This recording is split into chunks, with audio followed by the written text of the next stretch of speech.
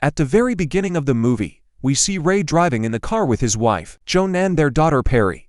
The family is returning home after visiting Joan's parents, with whom they celebrated Thanksgiving. While Perry listens to music on her headphones, her parents discuss their troubled relationship. At one point, the tension in their conversation eases, and Ray suggests celebrating the holiday again at home, just the three of them, by ordering Perry's favorite pizza. However, Joan sharply responds that it's time to stop pretending. Their relationship is falling apart, and it's been obvious for a long time. She admits that she wants Ray to go back to being the man he used to be, rather than pretending to be someone he's not. Ray tries to explain that they're going through a tough period, but insists he still loves her deeply. Soon Perry's player runs out of batteries, and she mentions it with disappointment. Ray promises to buy new ones as soon as they stop at a store. A short while later, Perry asks to stop so she can use the restroom, and the family pulls into a gas station.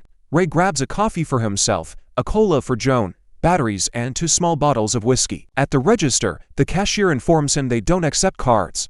Ray counts the cash he finds in his pocket, but realizes it's not enough, and decides to skip the batteries. When he returns to the car, he tells Joan that the store didn't have any batteries in stock. Suddenly, Perry notices she has lost her compact mirror, and Joan goes to check if it was left in the restroom since the girl often carried it with her.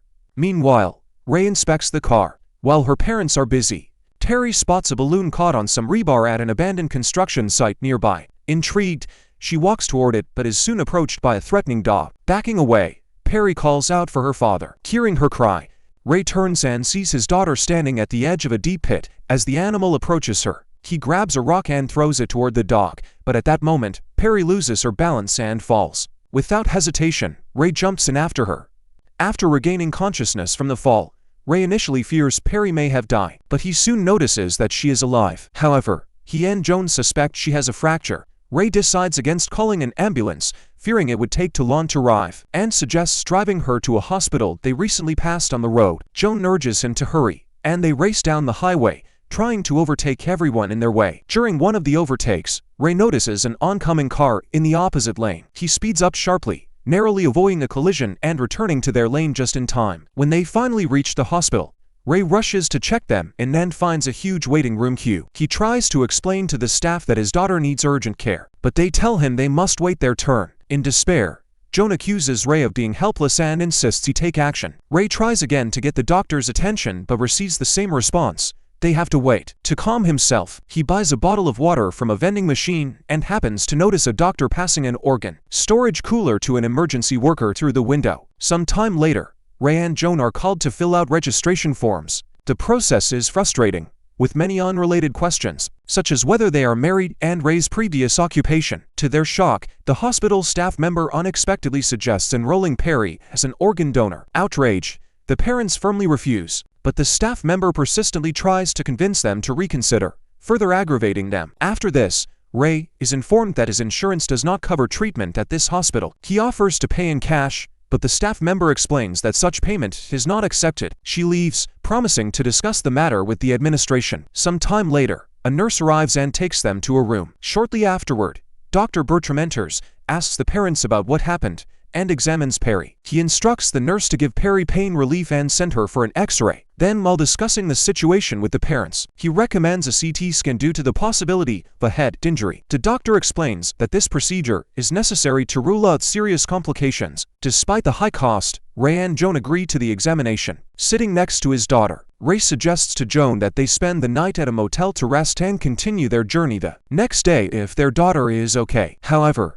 soon a nurse comes to take Perry for a CT scan. The hospital staff informs them that only one accompanying person is allowed into that part of the building. Joan decides to go with Perry, leaving Ray in the waiting area, where he eventually falls asleep from exhaustion. When Ray wakes up several hours later, he realizes that neither Joan nor Perry has returned. Alarmed, he approaches the reception desk to ask how much longer the examination will take. To his shock, the staff informs him that his daughter is not in their patient database and that no children have undergone a CT scan that morning. Stunned, Ray begins frantically searching the hospital for his wife and daughter. During his search, he is stopped by a security guard, joined by a doctor who tries to clarify the situation. Ray explains what happened, but the doctor, after checking the day's patient records, insists that no such individuals were admitted.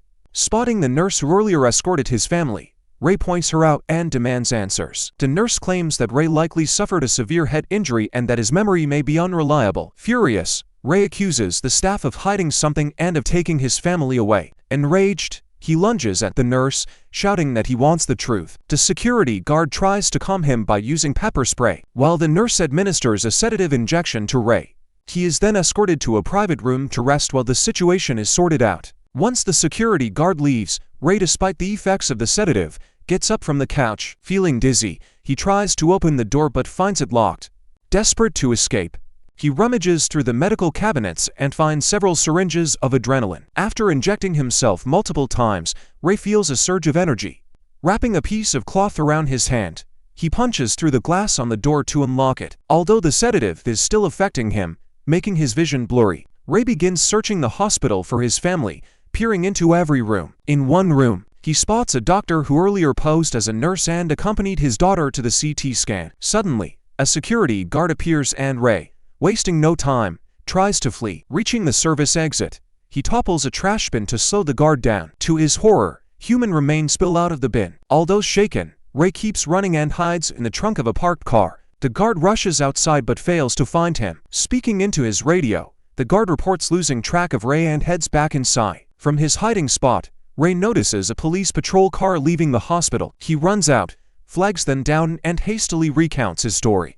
Starting with the stop, the gas station, he pleads with the officers to help him find his wife and daughter. The police check his documents and suggest they go inside the hospital to investigate further. Once inside, the security guard approaches the officers and claims Ray was behaving aggressively and irrationally, forcing them to administer a sedative earlier. The officers question Ray, asking when he last saw his family. Ray insists it was in room 9, pointing to the door. The officers ask the guard to lead them to the room. In the room, they meet a doctor who claims Ray came to the hospital alone to check a head injury and avoid answering further questions. Ray demands they call Dr. Bertram, who examine his daughter. The police then suggest checking the CT scan room. The doctor insists it is on the 3rd floor, but Ray argues he saw the elevator descend, indicating the CT room is downstairs.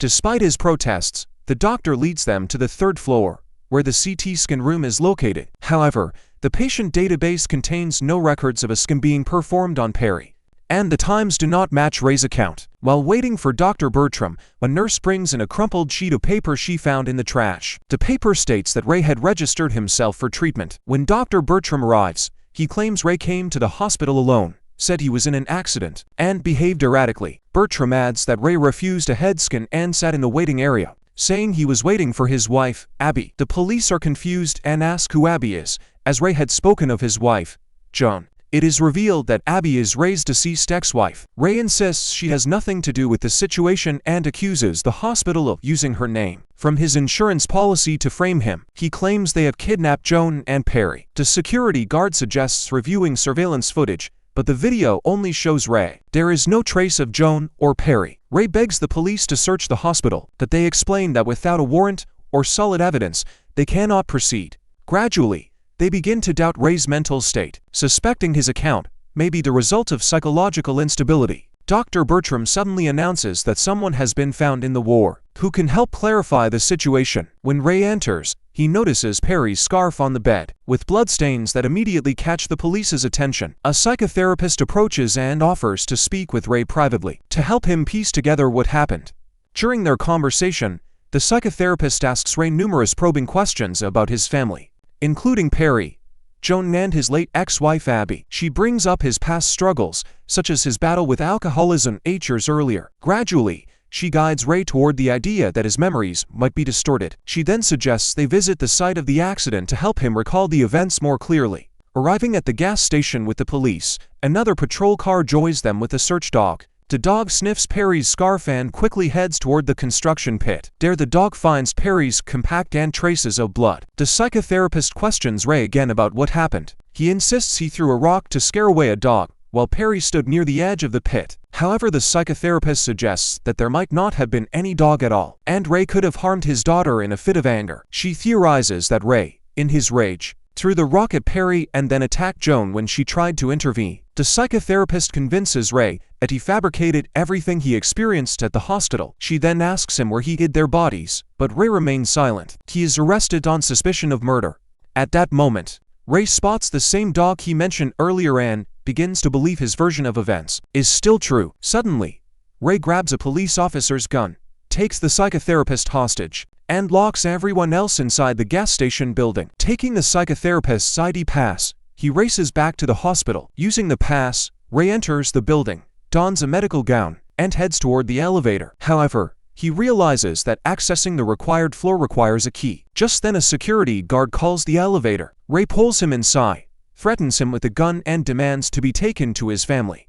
A struggle ensues, and the guard manages to knock the gun from Ray's hands. In desperation, Ray begins to strangle the guard until he passes out. Taking the guard's key, Ray descends to the floor he was trying to reach. Wandering the stark white hallways, Ray notices a toy given to Perry by hospital staff lying in a trash bin. He then sees two medical workers pushing a cart containing a refrigerator for organ transport. Following them, Ray enters a room where he discovers bodies with their organs removed. He also notices the woman who earlier suggested adding Perry to the organ donor list. Tracking her movements, Ray ends up in an operating room where he finds Perry on the table. Joan is also there, restrained in a wheelchair. At that moment, a nurse tries to flee, but Ray fires a shot, accidentally hitting a gas pipe.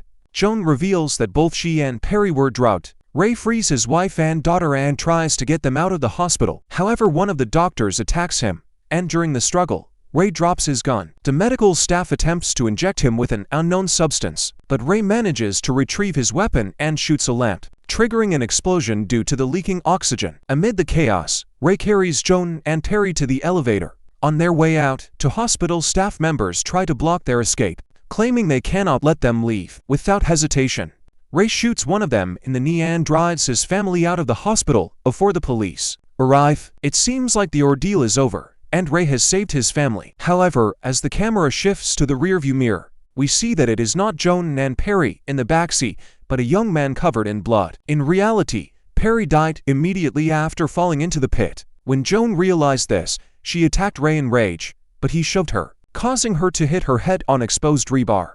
Ray hid both bodies in the trunk of his car. Everything that happened afterward was merely an illusion created by his subconscious to shield him from the horrifying truth. And so the movie ends. If you enjoyed this video, don't forget to like and subscribe to the channel. Thank you for watching, and see you in the next video.